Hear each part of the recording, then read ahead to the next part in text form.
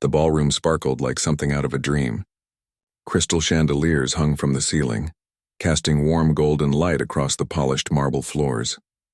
Well-dressed people in expensive suits and elegant gowns moved through the crowd, laughing and sipping champagne from delicate glasses. This was the kind of place where every detail mattered, where everything had to be perfect. Grace Williams moved quietly through the crowd, her black and white uniform crisp and neat. She carried a silver tray, collecting empty glasses and replacing them with full ones. At 52 years old, she had worked as a housekeeper at the Grand Plaza Hotel for 15 years. Tonight was just another event, another charity gala where the wealthy gathered to write checks and feel good about themselves. She didn't mind the work. It paid the bills and kept her busy. Over the years, she had learned to become invisible at these events. The guests rarely looked at her directly. She was just part of the scenery, like the flowers on the tables or the paintings on the walls. But there was one thing at every gala that always caught her attention. The piano.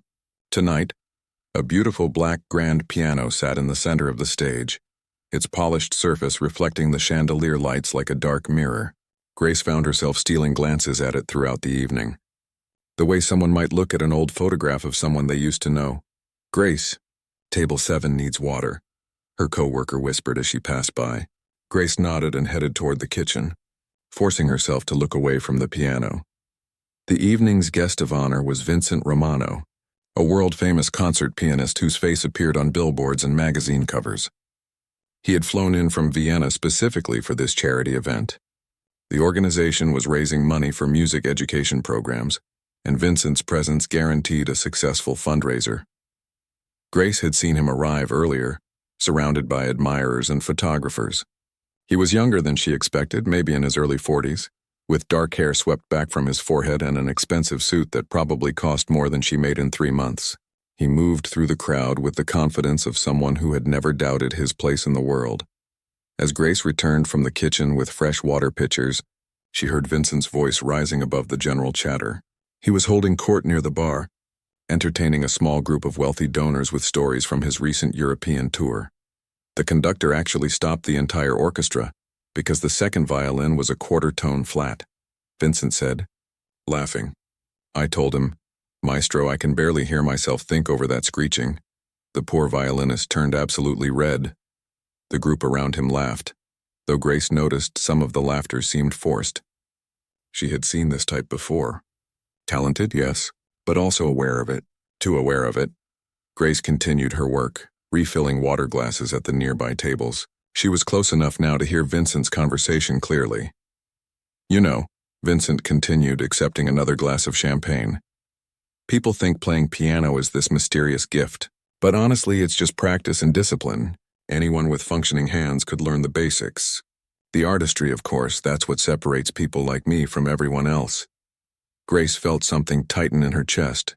She gripped the water pitcher a little harder and moved to the next table.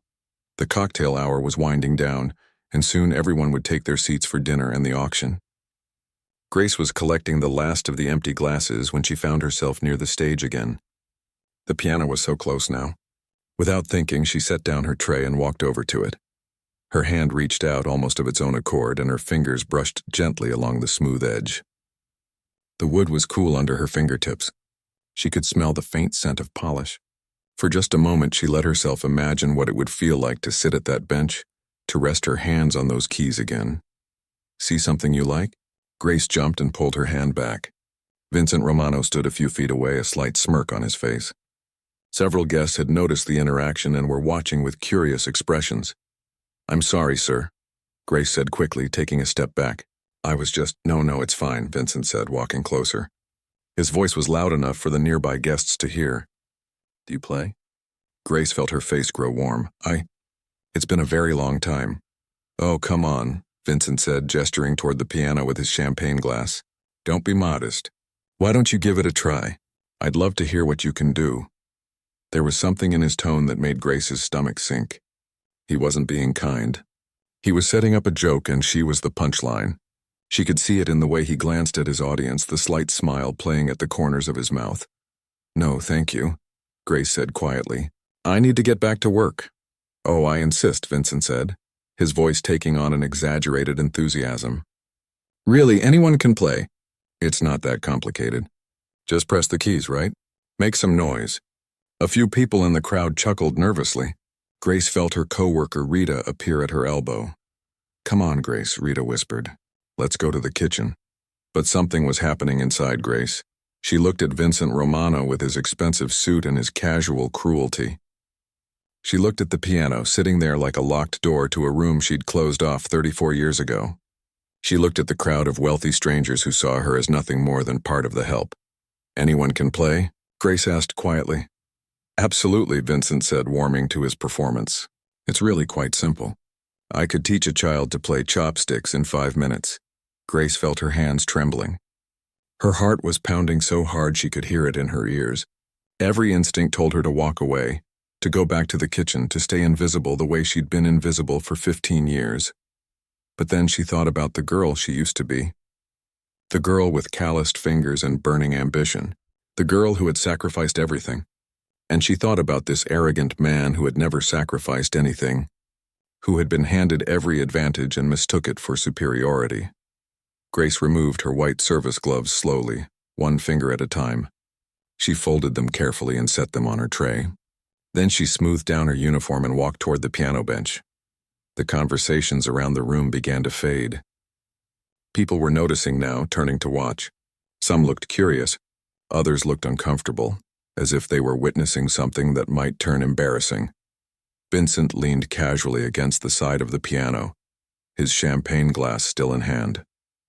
He was smiling, already planning whatever condescending comment he would make afterward. Grace sat down on the bench. The seat felt familiar and foreign at the same time. She adjusted her position slightly, her feet finding the pedals automatically despite the years. Her hands hovered over the keys and she could feel them shaking. The ballroom had gone almost completely silent now.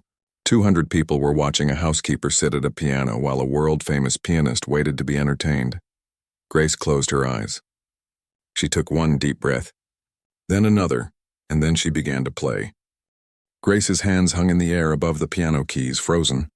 Her fingers were trembling so badly she wondered if everyone in the room could see it. 34 years. It had been 34 years since she'd sat at a piano like this, in front of people preparing to play. She could feel every eye in the ballroom on her back, the weight of their attention pressed down on her shoulders like a physical thing. What was she doing? What had she been thinking? This was insane. She should stand up right now, apologize, and go back to collecting glasses. Take your time, Vincent said from beside the piano. His voice dripped with fake encouragement, the kind a parent might use with a toddler learning to tie their shoes. No pressure. Just have fun with it. Someone in the crowd giggled. Grace's face burned. Her mind raced backward through the years. She saw herself at 17, her acceptance letter to Juilliard clutched in her shaking hands. She remembered her mother crying with joy, her father lifting her off her feet in a bear hug. She remembered the feeling of invincibility, of knowing exactly where her life was headed. Then she saw the hospital waiting room, the police officer with his hat in his hands, her 3 younger siblings clinging to her, sobbing. The funeral, the bills piling up, the impossible choice between her dreams and her family. There had been no choice, really, not for her. Maybe this isn't a good idea, Rita's voice came softly from behind her. Her coworker had followed her to the stage. Grace, you don't have to do this. Come on, let's go. Grace almost stood up. Almost. But then Vincent spoke again. Oh, don't discourage her, he said, taking another sip of champagne. I'm genuinely curious. Who knows? Maybe she's been hiding a secret talent all these years while she's been cleaning hotel rooms. The way he said it, the casual cruelty, the assumption that someone like her couldn't possibly have anything valuable to offer. Grace's hands stopped trembling. She positioned them over the keys, her muscle memory kicking in despite the decades. Her left hand found the lower register, her right hand hovering over the middle keys. She could feel the cool ivory beneath her fingertips now, could sense the potential energy stored in those simple black and white rectangles. What are you going to play for us? Vincent asked. He was enjoying himself now, playing to his audience. Maybe Mary Had a Little Lamb? That's a good one for beginners. More scattered laughter from the crowd, but it was uncomfortable laughter. Some people were starting to realize this wasn't funny anymore. This was just mean. Grace didn't answer. She closed her eyes and let her mind drift back to the last time she had played. Really played. It was during her second year at Juilliard, 3 weeks before the accident. She'd been preparing for a recital, working on Rachmaninoff's Piano Concerto No. 2. Her instructor had told her she had a gift for the piece, that she understood its emotional depth in a way most young pianists couldn't. The music isn't just notes on a page, he had said. It's about loss and hope and the human struggle to find beauty in suffering. You play it like you already understand that. She hadn't understood it then. Not really. She was just a talented kid who'd never experienced real loss. But she understood it now. Oh, how she understood it now. Grace's eyes opened. She looked down at the keys, and for a moment they weren't just keys anymore. They were a language. A way to say everything she'd kept locked inside for 34 years. All the grief, all the sacrifice, all the dreams she'd folded up and put away in a box she'd never opened. Any day now, Vincent said, checking his watch with exaggerated impatience. Grace took one more breath, then her fingers touched the keys. The first notes of Rachmaninoff's Piano Concerto No. 2 floated into the air. Soft, tentative, like a question being asked in the dark.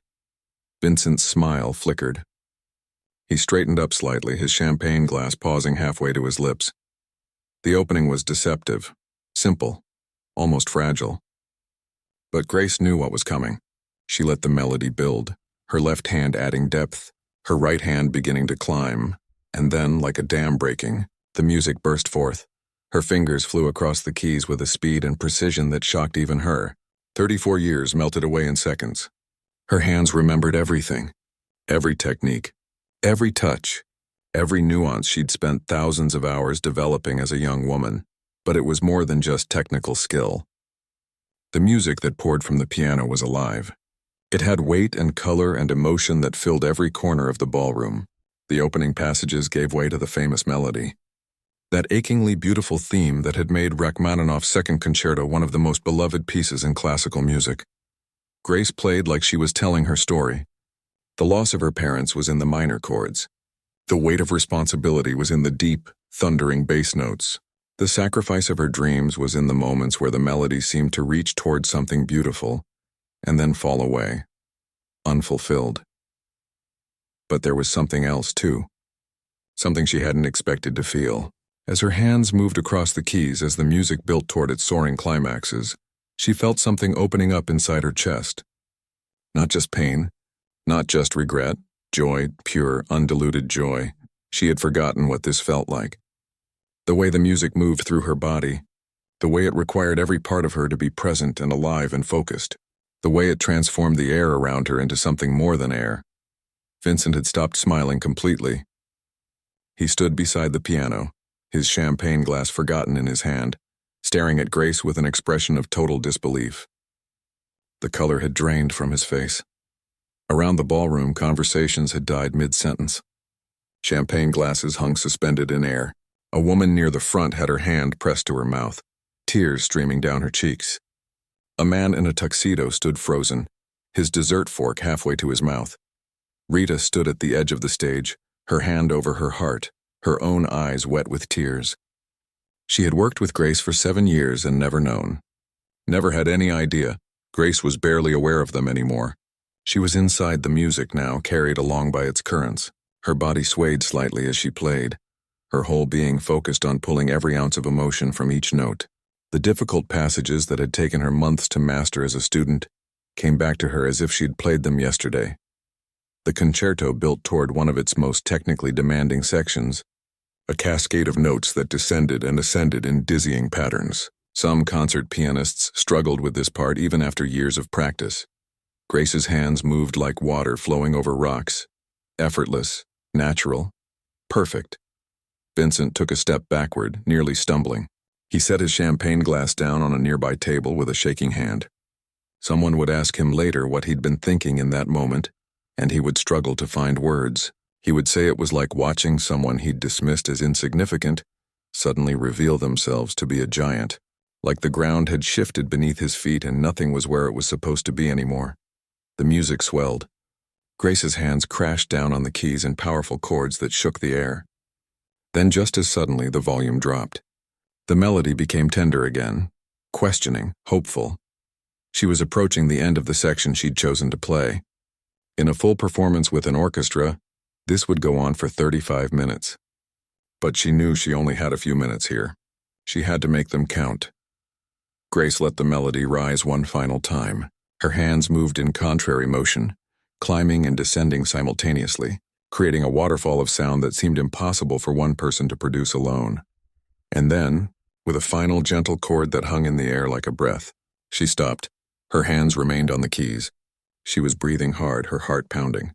Sweat had formed on her forehead despite the air conditioning. She felt dizzy, disoriented, like someone waking from a vivid dream.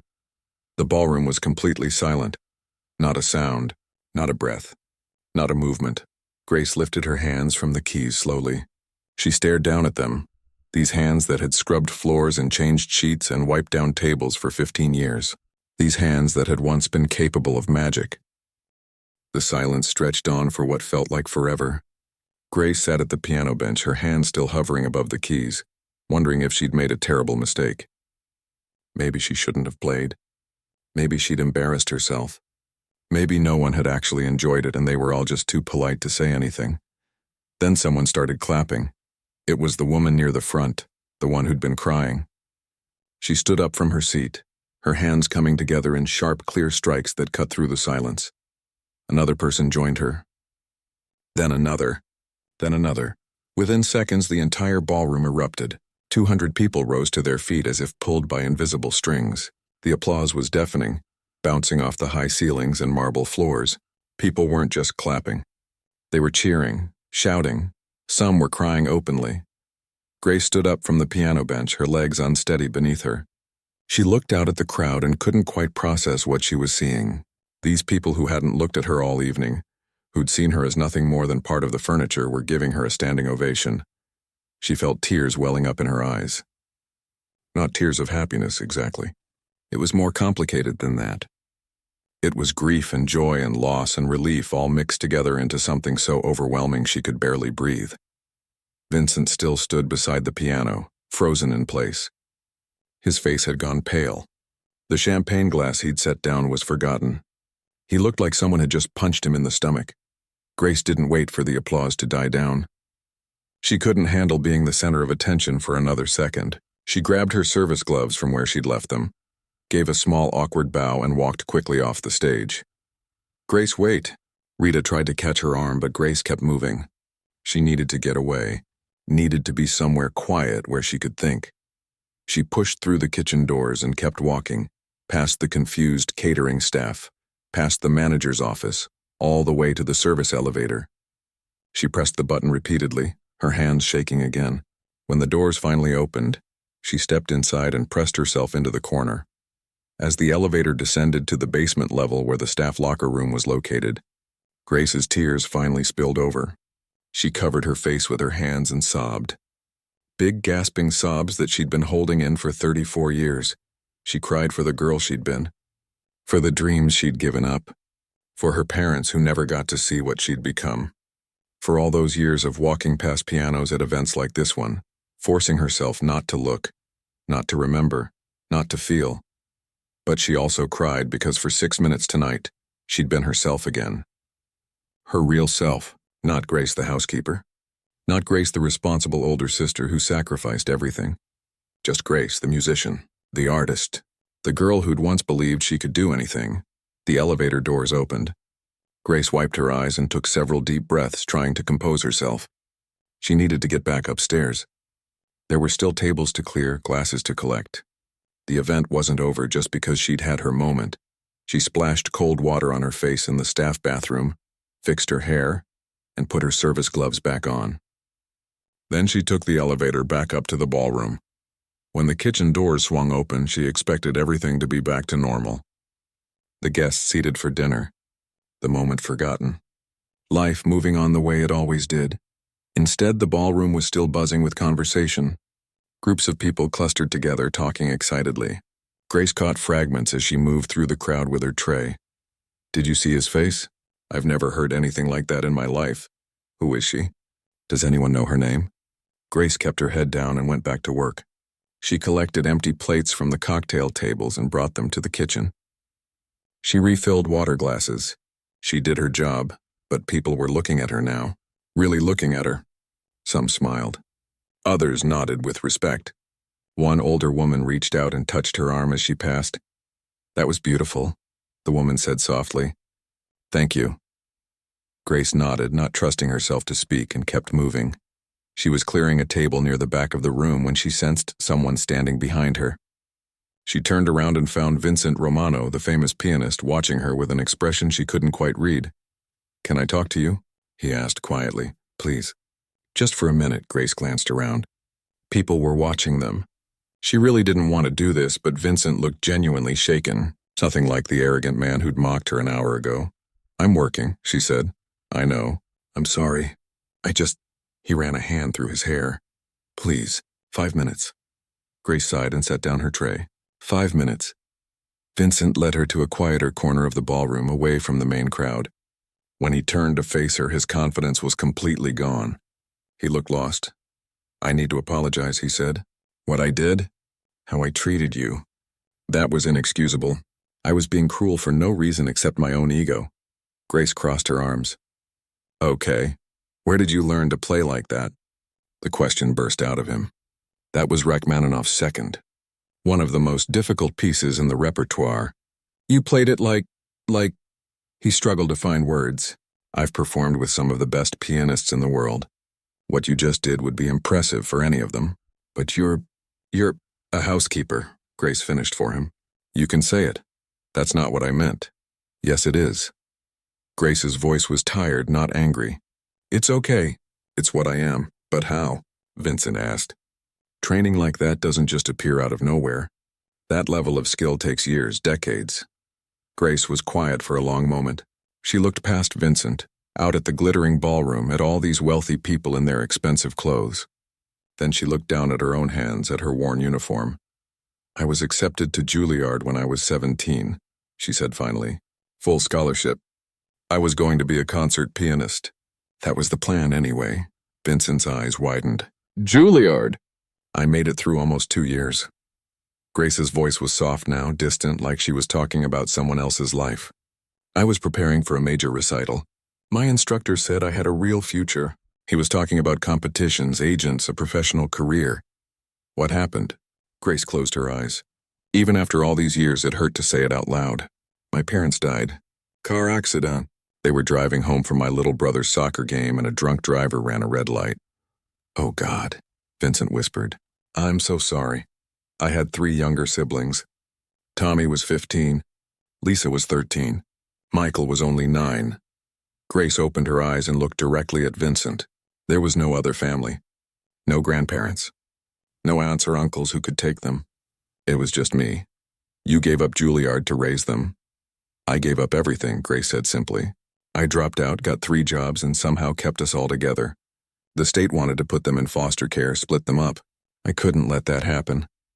Vincent stood there looking at her like she was a completely different person than the woman he'd mocked earlier. In a way, she was. "That was 34 years ago," Grace continued. "Tommy's a high school teacher now. Lisa's a nurse.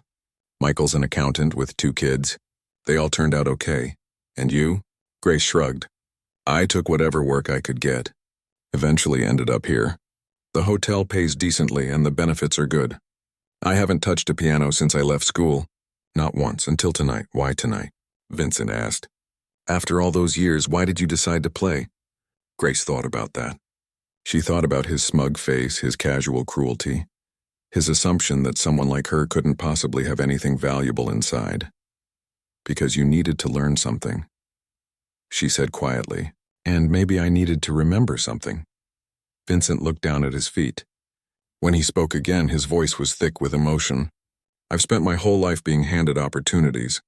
The best teachers, the best schools, the best instruments. I've never had to sacrifice anything.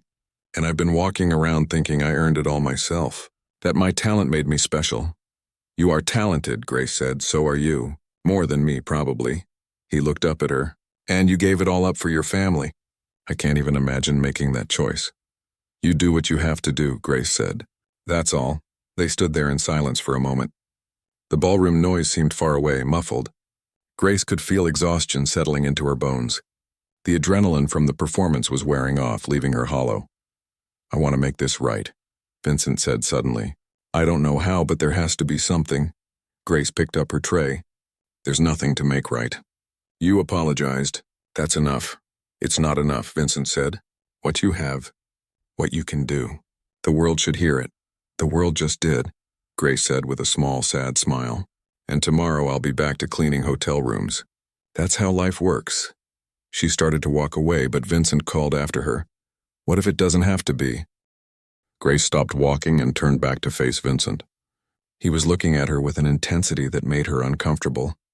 She'd seen that look before, on the faces of wealthy people who suddenly decided they wanted to help someone. It usually meant they wanted to feel good about themselves, and the help disappeared as quickly as their interest. "What are you talking about?" she asked. "I have a concert at Carnegie Hall in 6 weeks," Vincent said, the words tumbling out quickly. "A major performance, sold out. It's being recorded for broadcast. I want you to perform with me." "A duet." Grace actually laughed. She couldn't help it. "Are you serious?" "Completely serious. I just told you I haven't played in 34 years. What you saw tonight was, I don't even know what that was. Muscle memory, luck, but I'm not a concert pianist. I'm not anything anymore."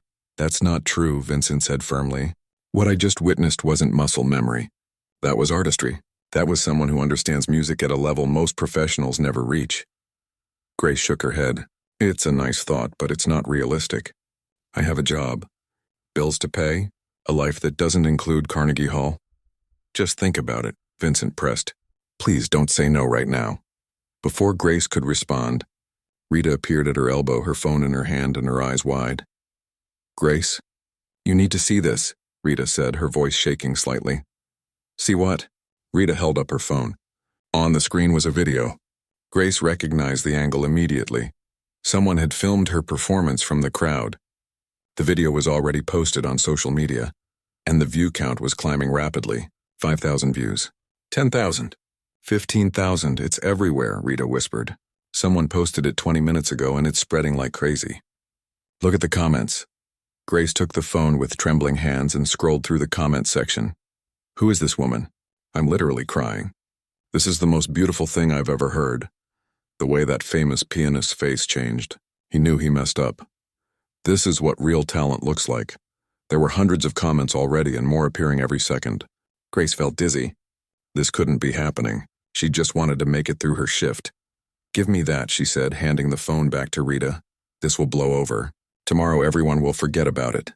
But even as she said it, she knew it wasn't true. She could feel it in the air, in the way people were still looking at her, in the way Vincent was standing there with that determined expression. Grace finished her shift in a daze. She cleared the remaining tables, helped pack up the leftover food, and clocked out at 11:30. Vincent tried to talk to her twice more, but she avoided him. She needed to go home, get some sleep, and wake up tomorrow when all of this would make sense. She took the subway back to her small apartment in Queens, riding the late train with tired workers and night shift nurses. Nobody recognized her. Nobody knew. For 45 minutes, she was just another person heading home. But when she unlocked her apartment door and stepped inside, her phone was ringing. It was Tommy, her youngest brother. "Grace? Oh my God, Grace, I just saw the video. That was you. That was really you playing like that." "Tommy, it's almost midnight." "Forget midnight. Do you know how many people have seen this? Lisa sent it to me and I didn't believe her at first. I had to watch it 3 times. Grace, why didn't you ever tell us you could play like that?" Grace sank down onto her worn couch. "Because it doesn't matter. That was a long time ago." "It matters," Tommy said, and his voice cracked with emotion. "It matters so much.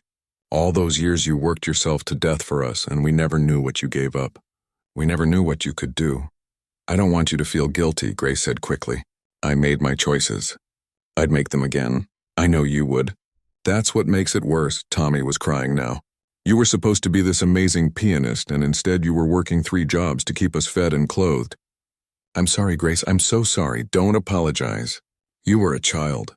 You didn't do anything wrong. But you lost everything." "I didn't lose everything," Grace said softly. "I gotta watch you grow up. I gotta make sure you were okay." That was worth it. They talked for another hour. Lisa called right after Tommy hung up. Then Michael called from Seattle. All three of her siblings had seen the video. All three were crying. They talked about memories Grace had forgotten, moments when they'd caught her staring at pianos in store windows or humming complicated melodies while she cooked dinner. "We should have known," Lisa kept saying. "We should have realized." There was nothing to realize, Grace told her. That part of my life was over. I made peace with it, but had she? Lying in bed that night, staring at the ceiling, Grace wasn't sure anymore. She'd thought she'd made peace with it. She'd thought she'd locked that part of herself away cleanly, without regret. But the way she'd felt tonight when her fingers touched those keys, when the music poured out of her after all those years of silence, that hadn't felt like peace.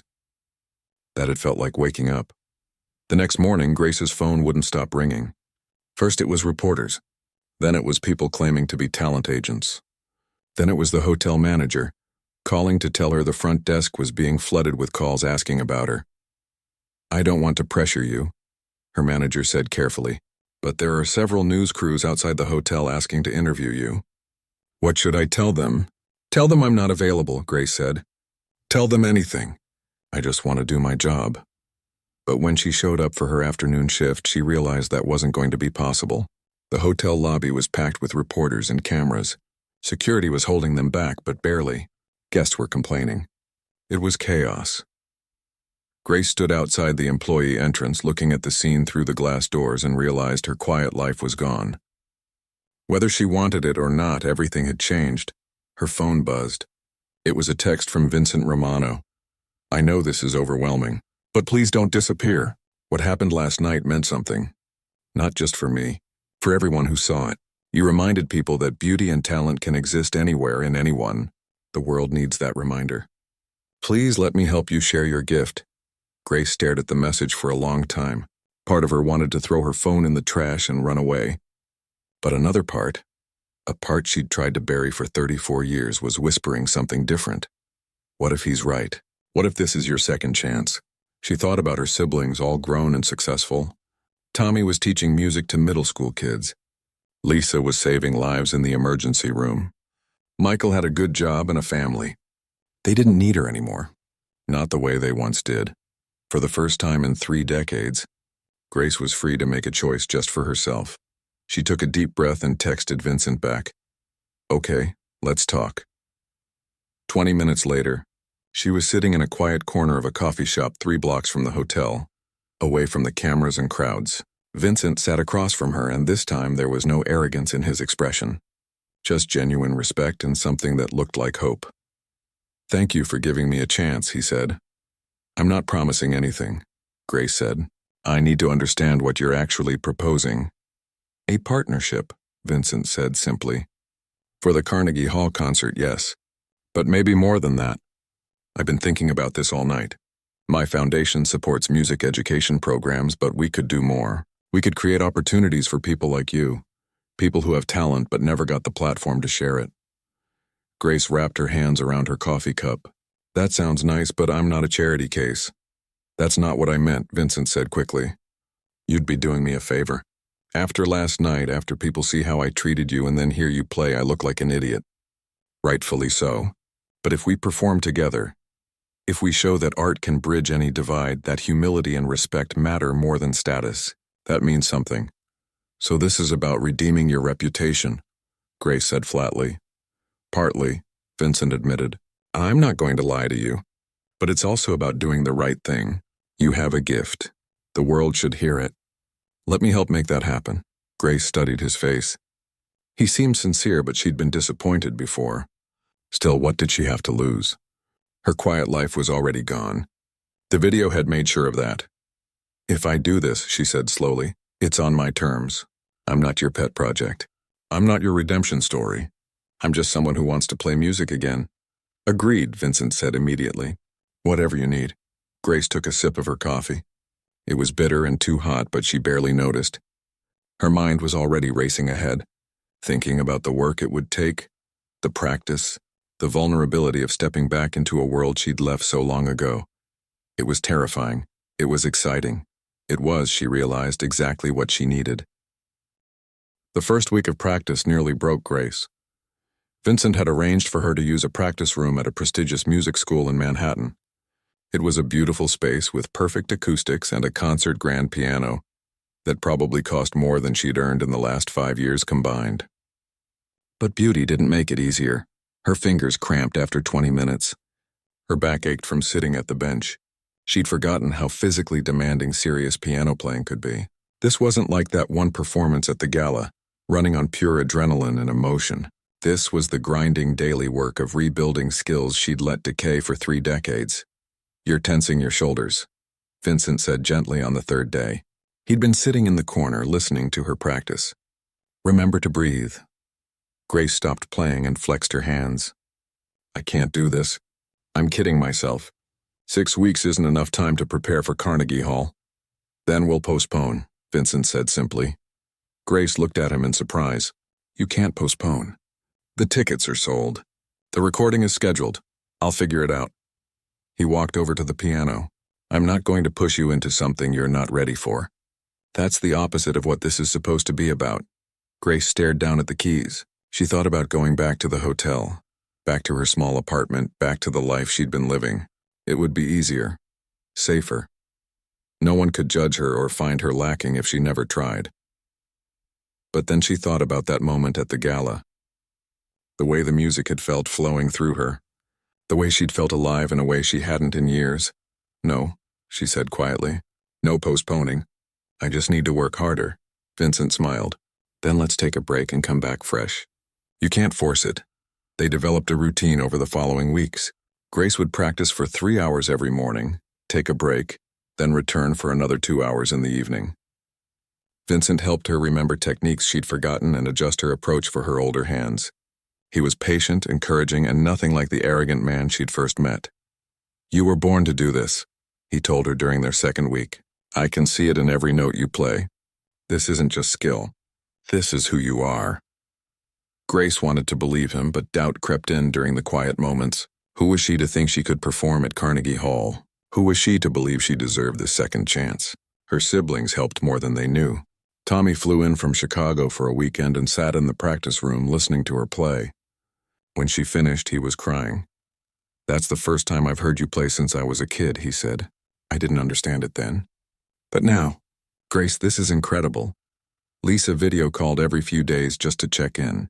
Michael sent flowers to the practice room with a card that said, "We're proud of you.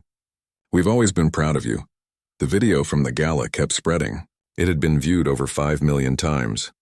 News outlets picked up the story. The headlines all said some variation of the same thing. "Hotel housekeeper's hidden talent stuns the world," or "viral piano performance reveals decades of sacrifice." Grace tried not to read the articles or comments. Most were kind, but some weren't. Some people said she was too old. Others said the whole thing was a publicity stunt. A few said she should stay in her lane instead of taking opportunities from real musicians. Those comments stung, even though Grace tried to ignore them. People are always going to have opinions, Vincent told her when he caught her reading her phone one afternoon. "The only opinion that matters is yours." "Do you want to do this?" Grace thought about it. "Really thought about it, yes," she said. "I do." The night of the Carnegie Hall concert arrived faster than Grace expected. She stood backstage in a borrowed black dress, her hands shaking so badly she had to clasp them together to keep them still. She could hear the audience on the other side of the curtain. 2,800 people, plus the cameras that would broadcast this to potentially millions more. "I think I'm going to be sick," she whispered to Vincent. He was in his performance tuxedo, looking calm and confident, but he took her hands in his and looked her directly in the eye. "Listen to me," he said. "Out there in that audience are your siblings. They came to support you. There are also people who saw that video and drove hours or flew in from other states just to hear you play live. They're not here to judge you. They're here because you reminded them that beautiful things can come from unexpected places. They're here because your story gave them hope. What if I mess up?" "Then you mess up," Vincent said with a gentle smile. "You're human. But Grace, you're not going to mess up. I've heard you practice. You're ready." Grace took a deep breath and nodded. The curtain rose. The stage lights were blinding for a moment, and then her eyes adjusted. She could see the faces in the front rows. She found her siblings in the 3rd row, all 3 of them sitting together. Tommy gave her a thumbs up. Lisa was already crying. Michael mouthed, "You've got this." Grace sat at the piano. Vincent sat at the second piano positioned beside hers. They were performing a duet arrangement of Rachmaninoff's Suite No. 2 for two pianos, a piece that required perfect synchronization and communication between performers. The audience grew quiet. Grace's hands found their positions on the keys. She looked over at Vincent and he nodded. They began to play. This time there was no nervousness. No doubt.